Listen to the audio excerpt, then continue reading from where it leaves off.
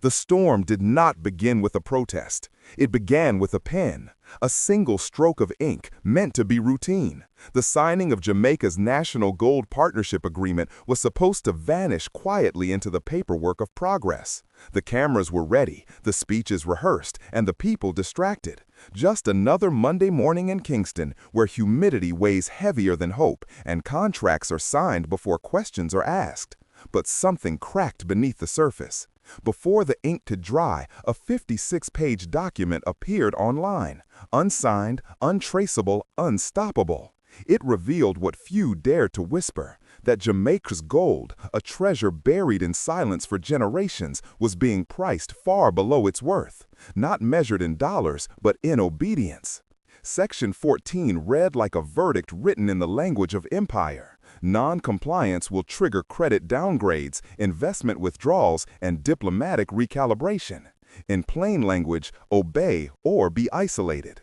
That morning, the island felt heavier. The air in Kingston was thick not just with heat, but with betrayal. They said it was just business, but what leaked was not a contract. It was a confession of how small nations are valued before they even speak, how sovereignty is priced in boardrooms 5,000 miles away, how dignity is traded for loans dressed as favors. So here is the question that changed everything. What happens when a country decides to price itself? Stay with us. This is more than a headline. It is a hinge in history. If this story resonates with your sense of justice, show your support with a like, a comment, or a subscription. It means more than numbers. It keeps the flame of dignity burning, and it tells the world that sovereignty still matters. It began quietly, as most betrayals do. The government called it the Gold Transition Pact, a strategic partnership that promised stability, infrastructure, and international confidence. The press release spoke of modernization and opportunity. No one mentioned surrender. In the official summary, a line appeared over and over, like a prayer written by economists: stability through controlled valuation. The phrase sounded harmless, technical, responsible even. But what it truly meant was that Jamaica's gold, its buried inheritance, its proof of worth, would be priced not in Kingston, not even in the Caribbean, but in boardrooms thousands of miles away, by men who had never set foot on the island, by institutions that measured value not in soil or sweat, but in compliance. For decades, Jamaica's gold had slept beneath the earth, overshadowed by bauxite and sugarcane. The nation's reserves, barely $5 billion, gold included, were seen as modest, almost irrelevant. And yet, when the numbers were whispered in foreign corridors, investors smiled. A small nation with quiet gold is an easy nation to persuade. That Monday morning, the plan was simple: a signing ceremony at Gordon House, speeches about partnership, and a photograph beside the national flag. Ministers would smile, diplomats would shake hands, the contract would disappear into filing cabinets, and life would continue as it always had. But hours before the event, the first tremor hit. Someone, no one knows who, uploaded a classified 56-page draft. The document spread across encrypted channels, then flooded social media before the censors could react. It detailed every clause, every promise, every hidden penalty. And the people began to read. They read about foreign oversight of pricing. They read about predetermined rates 40% below international market value. They read about penalties disguised as partnership terms. They read Section 14, the clause that broke the island's silence. Refusal would mean credit downgrades, investment withdrawals, and what the document called diplomatic recalibration. For a moment, the nation held its breath. Then anger began to move. Slow at first, like a drift under the noise of daily life. In the markets, women whispered among themselves. At the university, students argued whether sovereignty could be traded like metal. In the quiet homes of civil servants, a question took root. How much longer can a country pretend to be independent while its worth is written elsewhere? And just as the story broke, a plane from Ouagadougou landed at Norman Manley International Airport. Its passenger was officially described as a cultural guest. Unofficially, he was a symbol. Ibrahim Traoré, The soldier who had defied every rule of global economics, the man who built Ajax, the African gold exchange that shattered London's monopoly on price. To some, he was a radical, to others, a prophet. To Jamaica in that moment, he was a mirror held up to what was possible. That night, he appeared on national television during a community forum. Calm, almost weary from repetition. When asked about Africa's struggle for economic control, he said only this: they priced Africa's minerals. Then they tried to price our votes. Do not let them price your soul. The words hung in the air like a spark looking for oxygen. Within hours, they found it. WhatsApp groups buzzed with the clip. Taxi drivers played it on their phones at traffic lights. In the countryside, elders repeated the line at prayer meetings, their voices trembling with something they had not felt in years: possibility. By dawn, the phrase was painted on walls in downtown Kingston, in letters bold enough to be seen from passing cars. Do not let them price your soul. No one knew who started the movement. There were no organizers, no manifestos, no party banners. Just a feeling that something sacred had been quietly sold, and the nation wanted it back. In the markets, women began whispering a new phrase: them price the future. At the university, students debated whether sovereignty could be measured in gold bars or spirit. And in the quiet homes where civil servants read the news before bed, a realization settled like dust after a storm. Jamaica had been trading its dignity on layaway for decades. By the time the sun rose again, the government's scheduled signing ceremony had turned into a security briefing. Ministers whispered behind closed doors, trying to determine who leaked the file, how far the damage had spread, whether the event could be salvaged. Outside Gordon House, the sound of drums echoed through the streets, not in protest yet, but in warning. The island was waking up. That morning, an old fisherman in Port Royal told a journalist, "When the sea changes color, you don't ask why. You pull your net and watch the tide." The tide was turning. And for the first time in decades, Jamaica's gold, long forgotten beneath soil and contracts, had become something more than a mineral. It had become a mirror that reflected not just wealth, but dignity, not just reserves, but recognition, not just value, but voice. CTA 2, a moment of gratitude, 200 words. Let us take a moment here, not to rush forward, but to give thanks. Write a comment with a simple thank you to Traoré, to Burkina Faso, or to the spirit of sovereignty itself. Gratitude is not a formality. It is recognition. It is dignity expressed in words. When you add your voice of thanks, you are not just engaging with a video. You are standing in solidarity with a story of freedom and pride. Ibrahim Traoré did not arrive in Jamaica as a politician. He arrived as proof. Proof that a small nation could stand tall. Proof that Africa's gold could be priced in Africa. Proof that sovereignty was not romantic nostalgia, but economic reality.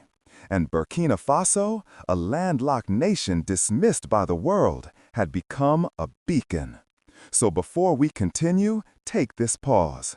Comment your thank you, whether it is thank you Traoré, or thank you Burkina Faso, or simply thank you for hope. Together, those words become a beacon that shines far beyond the screen. They become a harvest of encouragement, showing the world that dignity still moves hearts. The first light over Kingston carried no sound, only humidity and unease. On television, government anchors tried to fill the silence, reading statements about foreign misinformation, about partnerships misunderstood, about documents taken out of context. But outside, the streets were already speaking a different language. Students from the University of the West Indies gathered before sunrise, holding printed copies of the leaked document, stapled and stained with sweat. Their posters read, "We price our gold, not them." Dock workers joined them, then bus drivers, then market women with babies on their hips. No political slogans, no party colors, just cardboard signs written in trembling hands. A protest without leaders, yet everyone seemed to know where to go.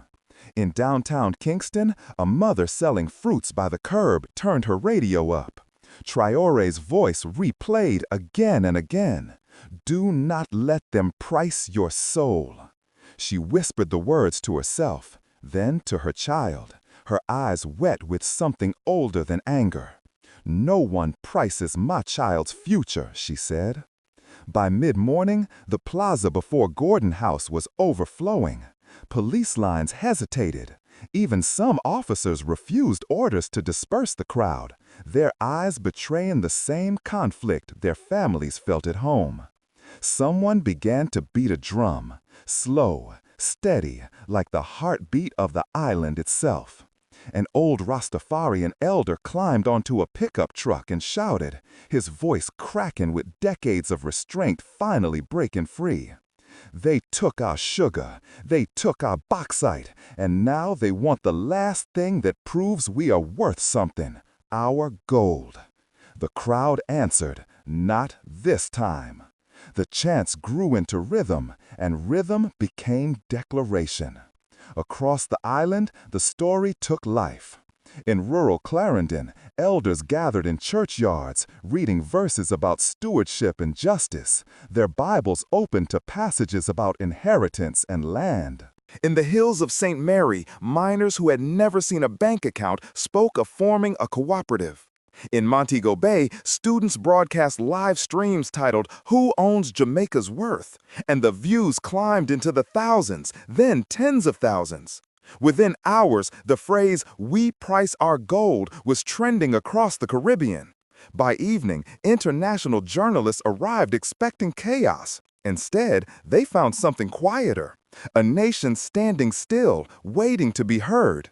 No fires in the streets, no broken windows, just people gathered in plazas, on street corners, in churchyards, holding signs and singing songs that their grandparents had sung during independence. Inside the Prime Minister's office, the mood was panic disguised as professionalism. Advisors argued over strategy. One said, "We can deny the document's authenticity." Another said, "We can delay the signing, say it needs review." A third whispered what everyone feared but no one wanted to say aloud. But what if they are right? In Washington, a senior Treasury official told reporters off the record, "This is not about gold, it is about precedent. If Jamaica questions valuation, others will follow. Nigeria, Ghana, Bolivia, Vietnam. And then what? Who sets the price? Them?" By dusk, the island was illuminated not by fire, but by phones. Thousands of lights filled the streets as people raised their screens toward Parliament, the way their ancestors once raised torches toward the sea. A teacher in Spanish Town told her students, "You see, children, freedom is not only about borders. It is about who writes the price tag on your land." That night, television stations tried to broadcast the official ceremony. But the feed cut out mid-sentence. All that remained was static, and then, faintly, the sound of drums outside. The next morning, the government canceled the signing. No statement, no explanation, just silence. The kind that comes before history changes direction. And in that silence, people began to realize something deeper. They were not rebelling for gold. They were reclaiming the right to define themselves. The revolution did not need bullets or flags. It needed a question that now echoed across every street from Kingston to the hills. If they can price your gold, how long before they price your soul? Far away from the chanting crowds, under the gray skies of London, the old empire stirred. Inside a stone building on Threadneedle Street, officials at the Bank of England drafted a statement so polished it could almost shine. The bank respects the sovereignty of all nations over their reserves. But behind those marble walls, the tone was different. A closed-door meeting convened that afternoon. Analysts discussed risk mitigation. Diplomats muttered about containing contagion. In private memos, never meant for public eyes, they did not call it rebellion. They called it valuation defiance. For decades, Jamaica's gold reserves had been quietly stored in London vaults, a colonial inheritance wrapped in security codes and contracts. Few Jamaicans had ever seen the bars that carried their nation's worth. The arrangement was presented as practical, even generous. London offered security, insurance, and access to global markets. But what it truly offered was control. Now, the island wanted them back. In Washington, the reaction was quieter but sharper. The State Department sent a classified cable to Caribbean embassies. Alignment with alternative pricing structures poses risk to regional economic stability. In plain speech, it meant do not follow Jamaica. The International Monetary Fund issued its own warning the next day. It spoke of potential macroeconomic instability, of the dangers of deviating from established frameworks, of the risks inherent in questioning decades of partnership. But between the lines was an older threat, one that empires have whispered for centuries: compliance or consequence. The language of empire had changed after all. No more gunboats in harbors, no flags raised over hills. Control now came dressed in the polite vocabulary of finance: downgrades, withdrawals, recalibration. The threat was no less real for being wrapped in jargon. And yet, for every carefully phrased statement from London or Washington, the island answered with music. Reggae stations played songs of defiance on repeat. Preachers quoted Traoré from their pulpits, treating his words like scripture. School children repeated the line as if it were a prayer: "Do not let them price your soul." One evening, a radio host asked his listeners, "Do you feel poorer today than yesterday?" A caller replied, her voice trembling with emotion, "No, for the first time, I feel rich, because I finally know what we are worth." That single line spread like a song. It was printed on T-shirts sold in markets. It was whispered in buses. It was carved into walls. It became the anthem of a nation discovering its own reflection. Meanwhile, Western news outlets ran headlines designed to manufacture doubt. Disinformation threatens Caribbean stability. Jamaica's gold gamble could backfire. Experts warn of economic isolation. But none could deny the metadata. Every document from the leak traced back to official servers in Kingston. The signatures were verified. The clauses were real. Truth had escaped the vault. The next week in Parliament, the opposition demanded answers. The Prime Minister promised transparency, but his eyes betrayed the exhaustion of a man caught between two empires, one foreign, one domestic. Outside, the crowd sang louder. Inside, the walls of Gordon House began to tremble under the weight of history repeating itself. The empire no longer had soldiers in the streets. It had interest rates in the air, credit downgrades in the wings, diplomatic pressure in the shadows. But still, a single question rose above the static, carried by the voices of ordinary people who had finally found their own. Who decides the price of our dignity? Now, let us turn this story into a shared moment. Write in the comments where you are watching from, your city, your country, your corner of the world. Rise of Africa will read them with gratitude, and we send to each of you a heartfelt wish. May your journey be filled with dignity, hope, and light. This is more than a video. It is a gathering of voices across the globe. Whether you are watching from Lagos or London, from Nairobi or New York, from Port-au-Prince or Paris, your presence here matters, because every place where this message lands becomes a seed of change. Tell us where you stand. Let the comments below become a map of connection, showing that sovereignty is not a dream confined to one island, but a chorus rising from every continent. Rise of Africa honors you wherever you are. Thursday morning arrived with the weight of history. Gordon House stood surrounded not by soldiers, but by its own people. The crowd stretched down Duke Street, spilling into the plazas, the sidewalks, the balconies of nearby buildings.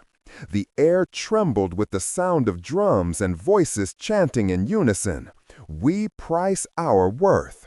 We price our worth." Inside the Parliament chamber, the air was sweltering. Fans whirred above exhausted ministers. Papers shuffled like nervous hands trying to stay busy. Prime Minister Andrew Holness sat silent, the leaked documents stacked neatly before him, the evidence of his own government's compromise. An opposition member rose, holding a printed copy high for all to see. "Mr. Speaker," he said, his voice steady and deliberate, "we have all read these pages. We have all seen who signed them. So I ask this Parliament, and I ask this nation, who gets to set the price of our wealth?" The chamber froze.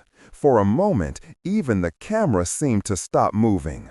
The question hung there, heavier than gold, sharper than politics. Outside, someone relayed the words through a loudspeaker. The crowd repeated them like a prayer. "Who gets to set the price of our wealth?" The echo grew until the very walls seemed to breathe with it. From the gallery, a student shouted, "We do!" Another answered, "Not London, not Washington, we do."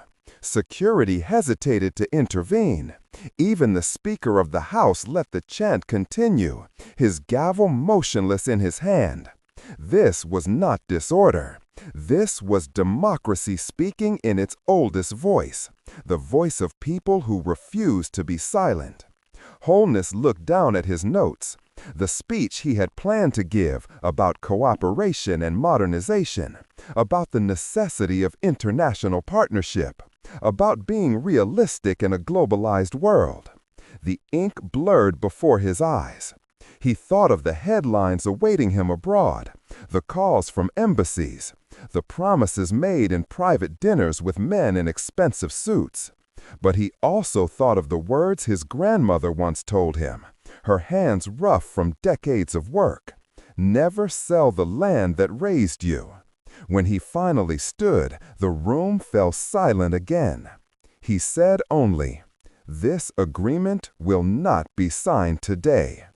Gasps, whispers, disbelief rippling through the chamber like wind across water. Then, from outside, a roar. Drums thundered, horns blared. People hugged strangers in the street. Elderly women wept into their handkerchiefs. Young men lifted children onto their shoulders so they could see history being made. It was not victory yet, but it was defiance. And for a nation long treated as a footnote in someone else's balance sheet, defiance was enough to taste freedom. Reporters rushed to broadcast the news. "The signing has been postponed pending national consultation," the official statement read. But the people heard something else entirely. They heard, "We won." That night, Kingston became a city of sound. Reggae spilled from bars and doorways. Fireworks lit the sky in bursts of gold and green. Children danced barefoot in the rain that came like a benediction. Elders wept and said, "We have not seen this spirit since independence." Yet even amid the joy, a quiet truth lingered. Every act of defiance invites its shadow. By morning, foreign banks would begin reviewing Jamaica's credit rating. Investment deals would suddenly pause. The phone lines between Kingston, London, and Washington would hum with polite threats disguised as diplomacy. But none of that mattered tonight, because on this night, for the first time in decades, Jamaica had spoken with one voice, and that voice said, "We will not be priced." The drums carried the sound across the harbor, into the hills, over the sea. And somewhere in the dark, a fisherman whispered the words that would define the new era. They thought they were buying gold, but they woke a nation. Morning came with headlines and warnings. The markets are unsettled. Jamaica risks isolation. The words rolled across international screens like the aftershocks of an invisible earthquake. In London, investment firms paused Caribbean projects pending stability reviews. In Washington, the State Department held an emergency briefing on economic contagion. And in Kingston, foreign correspondents filled hotel lobbies, waiting for chaos that never came. But the real tremor was local, not in the banks, but in the streets. At the University of the West Indies, students hung a banner from the main gate. Sovereignty is not a slogan, it is a price we finally set ourselves. In the mining towns of Clarendon and St. workers gathered under zinc roofs, forming the island's first independent cooperative. They called it Gold from Yard. Their motto was painted in bold yellow letters on a concrete wall: Jamaican gold, Jamaican price. The government tried to appear calm, yet behind the speeches and press releases, cabinet members faced mounting pressure. The International Monetary Fund issued a formal notice warning that Jamaica's deviation from established valuation frameworks could lead to macroeconomic instability. Credit agencies lowered the island's outlook. Aid programs were reevaluated. But instead of fear, something else began to rise. In a televised address, Prime Minister Holness looked directly into the camera. No teleprompter, no speechwriters. His voice was steady, almost quiet, but every word carried weight. We have learned a hard truth. A nation that does not set the price of its wealth does not own it. The line struck like lightning. It was replayed on every radio station, printed on T-shirts sold in markets, sung in reggae choruses from Montego Bay to Morant Bay. For years, the people had been told that sovereignty was an old word, romantic, impractical, outdated. Now it felt alive again. In Montego Bay, community leaders launched the Jamaica Gold Sovereignty Initiative, a grassroots movement modeled after Ibrahim Traoré's Ajax exchange. Economists began drafting frameworks for regional valuation systems independent from London or New York. And even as Western officials warned of financial instability, something deeper had already taken root, a quiet certainty that dignity, once priced, could not be discounted again. Reports about backdoor negotiations between Jamaica's finance officials and the Ajax technical delegation remained unverified. Yet multiple independent outlets confirmed that discussions for a Caribbean gold valuation framework were in fact underway. Ghana expressed interest. Trinidad sent observers. Even Bolivia, halfway across the world, began reviewing its mining contracts with renewed scrutiny. The empire was not falling, but its shadow had cracked. And in that crack, light was beginning to pour through.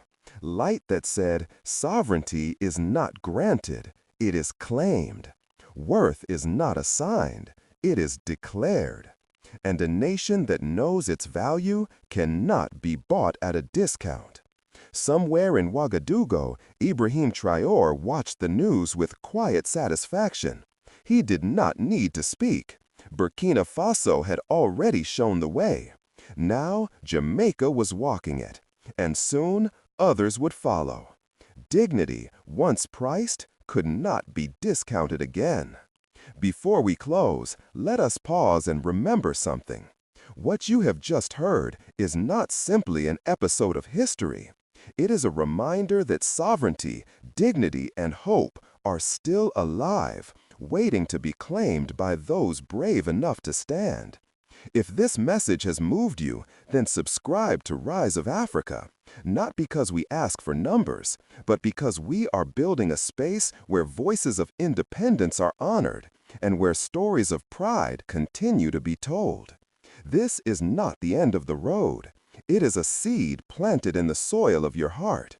Every story of dignity, every voice of sovereignty is part of a harvest that lies ahead. If you want to see that harvest grow, subscribe. Let Rise of Africa be the road we walk together, the light we carry forward. Your subscription is not for us alone. It is for the promise of what is still to come. Africa's story of pride and independence is still being written, and each voice that joins makes the chorus stronger. The next video will not just continue the story, it may reshape how you see the world. Do not let this moment pass into silence. Subscribe now and stand ready for the chapter that comes after this one. Because what Jamaica began, others will carry forward. And you, yes, you are part of that movement simply by being here, by listening, by caring enough to stay until the end. Join us. The harvest is coming. 1 year later, Jamaica woke to the sound of bells. Church bells, school bells, ship horns, all blending into a single chorus that rolled across the island like thunder made of memory. From the harbor at Montego Bay, armored trucks moved slowly under the morning sun, flanked by soldiers, children, and waving flags. Inside the convoy, the nation's gold. The bars that had slept for decades in London vaults were finally coming home. Crowds lined the streets, tears and laughter mixing with the music of drums and conch shells.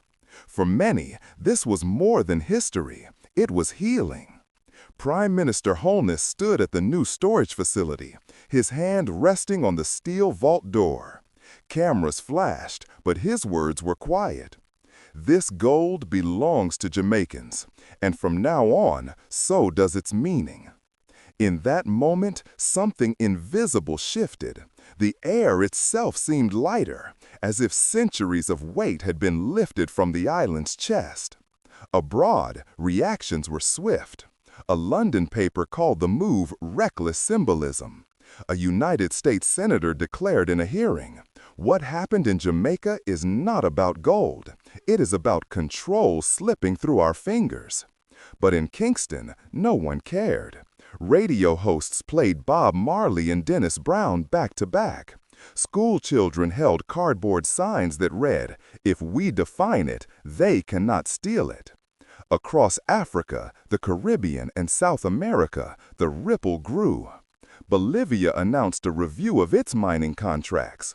Vietnam expressed interest in joining a gold sovereignty dialogue. Even in Europe, a handful of economists began to whisper what had once been unthinkable, that perhaps valuation power should no longer belong to a few capitals, but to the world. At dusk, the island gathered again. Tens of thousands in Emancipation Park, standing shoulder to shoulder beneath the red, green, and gold. No political banners, no corporate sponsors, only a people who had reclaimed their worth. An elder from St. Mary took the stage. He lifted his hand and said, "They came to price us, but we priced ourselves first." The crowd roared, not in anger, but in joy, in release. Fireworks burst over the park. The smoke curled into the humid air like incense offered to the ancestors.